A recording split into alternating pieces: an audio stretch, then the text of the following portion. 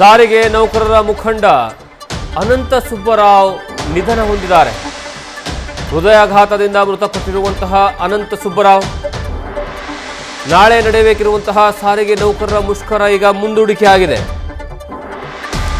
ಸಾರಿಗೆ ಇಲಾಖೆಯ ಜಂಟಿ ಕ್ರಿಯಾ ಸಮಿತಿಯ ಅಧ್ಯಕ್ಷರಾಗಿದ್ದರು ಇವರು ಅನಂತ ಸುಬ್ಬರಾವ್. ನಾಳೆ ಸಾರಿಗೆ ನೌಕರರಿಂದ ಪ್ರತಿಭಟನೆಗೆ ಕರೆಯನ್ನು ಕೊಡಲಾಗಿತ್ತು. ಸ್ವತಃ ಸುಬ್ಬರಾವ್ ಅವರೇ ಕರೆಯನ್ನು ಕೊಟ್ಟಿದ್ದರು.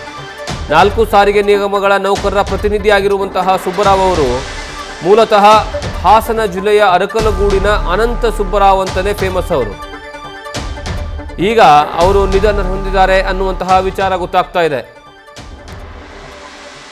ಈ ಬಗ್ಗೆ ಹೆಚ್ಚಿನ ಮಾಹಿತಿ ನಮ್ಮ ಪ್ರತಿನಿಧಿ ಸವಿತಾ ಅವರು ಕೊಡ್ತಾರೆ.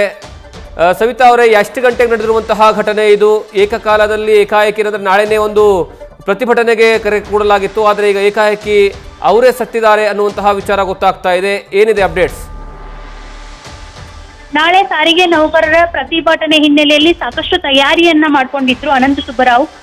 ಸರ್ಕಾರಕ್ಕೆ ನಾವು ಬಗ್ಗಲ್ಲ, ಸರ್ಕಾರ ನಮ್ಮ ಬೇಡಿಕೆಯನ್ನ ಈ ಬಾರಿ ಈಡೇರಿಸಿದ ಮಾಹಿತಿಯನ್ನ ನೇರವಾಗಿ ಹಂಚಿಕೊಂಡಿದ್ರು. ಅನಂತ ಸುಬ್ಬರಾವ್ ಮೂಲತಃ ಸಾರಿಗೆ ನೌಕರರ ಪರವಾಗಿ ಸಾಕಷ್ಟು ವರ್ಷಗಳಿಂದ ಧ್ವನಿ ಎತ್ತಿಕೊಂಡು ಬಂದಿದ್ದಾರೆ. ಸಾರಿಗೆ ನೌಕರರ ಜಂಟಿ ಕ್ರಿಯಾ ಸಮಿತಿಯ ಅಧ್ಯಕ್ಷರಾಗಿ ಅನಂತ ಸುಬ್ಬರಾವ್ ಗುರುತಿಸಿಕೊಂಡಿದ್ದಾರೆ. ಸಾರಿಗೆ ನೌಕರರಿಗೆ ಸಣ್ಣದೊಂದು ಸಮಸ್ಯೆ ಆದ್ರೂ ಕೂಡ ಬಹುತೇಕ ಮುನ್ನೆಲೆಗೆ ಬರುವಂತಹ ಹೆಸರಂದ್ರೆ ಅನಂತ ಸುಬ್ಬರಾವ್.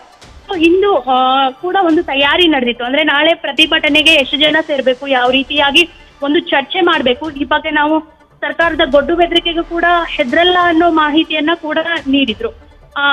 ಕಳೆದ 1 ವಾರಗಳಿಂದ ಆರೋಗ್ಯ ಸಮಸ್ಯೆಯನ್ನ ಎದುರಿಸಿದ್ರು ಸಣ್ಣದಾಗಿ. ಅಂತಹ ಗಂಭೀರ ಸ್ಥಿತಿ ಏನಿರ್ಲಿಲ್ಲ, ಆಕ್ಟಿವ್ ಆಗಿದ್ರು. ಮುಂದಿನ ದಿನಗಳಲ್ಲಿ ನಡೆಯುವಂತಹ ಪ್ರತಿಭಟನೆ ಅಂದ್ರೆ ಶುಕ್ರವಾರ ನಡೆಯುವ ಪ್ರತಿಭಟನೆಗೆ ತಯಾರಿ ಕೂಡ ಜೋರಾಗಿತ್ತು. ಇಂದು ಸಂಜೆ ವೇಳೆಗೆ ಆರೋಗ್ಯದಲ್ಲಿ ಏರುಪೇರಾಗಿ ಕೊನೆ ಉಸಿರನ್ನ ಎಳೆದಿದ್ದಾರೆ. ಸದ್ಯ ಅನಂತ ಸುಬ್ಬರಾವ್ ಅವರ ಮೃತದೇಹ ಮನೆಯಲ್ಲಿ ಅಂದ್ರೆ ವಿಜಯನಗರದ ಮನೆಯಲ್ಲಿ ಇದೆ.